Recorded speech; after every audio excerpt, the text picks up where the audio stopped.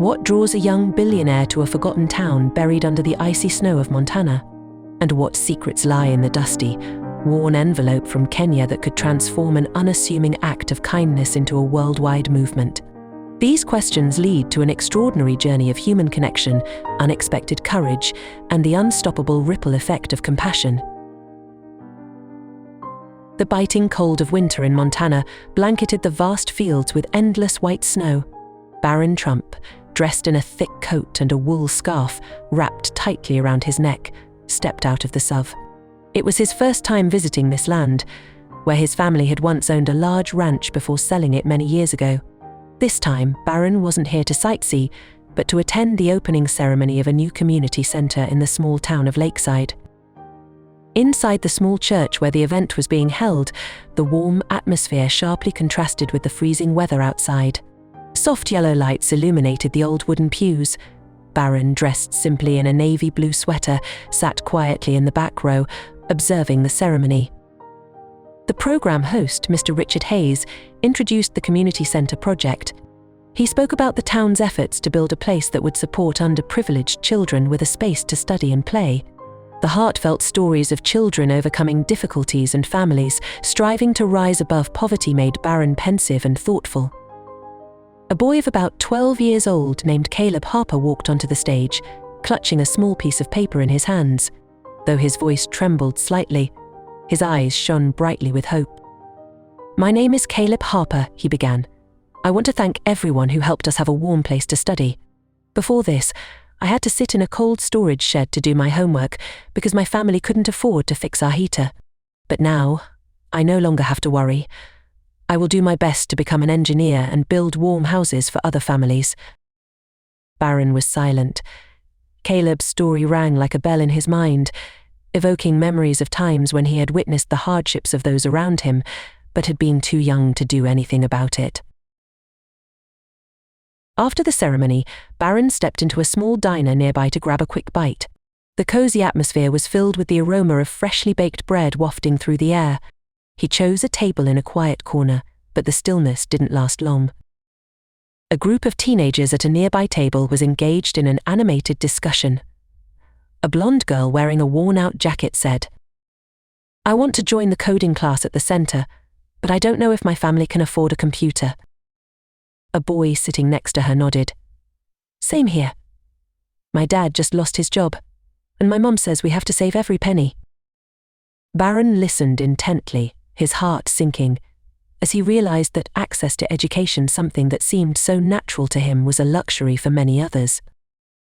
The next morning, Barron met Mr. Richard Hayes in the small office of the community center. Barron shared his idea of establishing a long-term support fund, not only for the children in Lakeside but also expanding to other towns. The fund would provide computers, study materials, and host free career orientation sessions. "But my identity must remain confidential," Barron said firmly. "I don't want people focusing on me. I want them to focus on the purpose of this fund." A month later, the town of Lakeside organized a ceremony to thank the mysterious benefactor. Caleb, the boy from before, was now more confident as he stood up to speak. "We don't know who has helped us, but I just want to say thank you. We won't let down those who believe in Sabir." Sitting quietly in a corner, Barron couldn't hold back his emotions. In that moment, he realized that his presence could bring even more inspiration. He stepped onto the stage.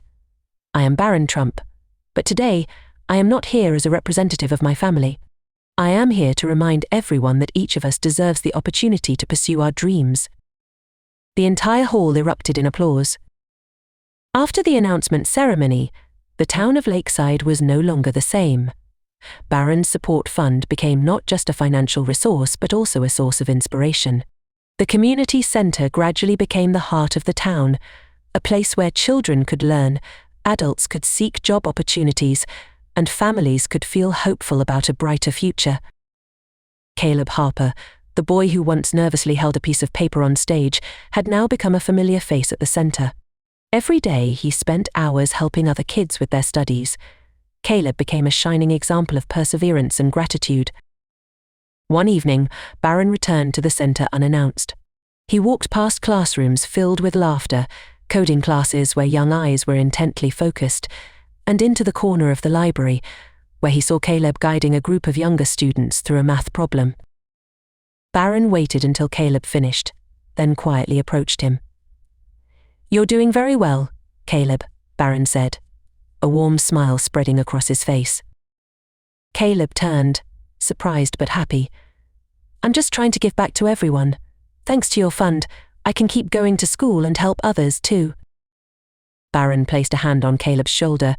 "You're not just giving back, you're making a real difference. You're living proof that even a small dream can change the world." Not long after, the story of Barron's support fund began to spread nationwide. Those who had been helped by the fund started sharing their stories, creating a powerful wave of inspiration. Large corporations, charitable organizations, and countless individuals began contributing and participating in educational support projects across the United States. Barron became a guest on numerous television programs and at charity events. In every appearance, he emphasized that all great changes start with small actions. "Sometimes, all it takes is a small opportunity to change someone's destiny," Barron said during an interview. "And when we come together to provide opportunities, we don't just change one life, we change entire communities." The community center in Lakeside was replicated in many other towns across the country, helping thousands of underprivileged children gain access to education and build a brighter future. Years later, when Barron had grown older and was involved in many other social initiatives, he was invited back to Lakeside to attend the inauguration of the newest support center. Caleb Harper, now a young engineer, was the director of this center. During the ceremony, Caleb stood on stage, his eyes shining brightly as he looked toward Barron. "Today, I want to thank the person who changed my life. Barron not only gave me an opportunity but also taught me that the power of kindness can reach every corner of life." Barron was deeply moved. Caleb's words made him realize that his actions had become a legacy, a flame that would never extinguish. The wave of change initiated by Barron's support fund had created a new generation of young people, those who not only received help but were also committed to spreading kindness within their communities. Caleb Harper, after becoming an engineer, not only managed the support center in Lakeside, but also founded a non-profit organization called Seed of Hope. This organization expanded its efforts to help rural areas across the United States, where children lacked access to education and opportunities. One day, Barron received a letter from a young girl in Kenya, where Seed of Hope had just opened a new center. In the letter, the girl wrote that thanks to the center, she could now learn English and dream of becoming a doctor to help her community. Letters like this became more frequent, each one a story of hope and transformation. And with every letter he read, Barron understood more deeply that kindness was an infinite power, transcending borders and nations.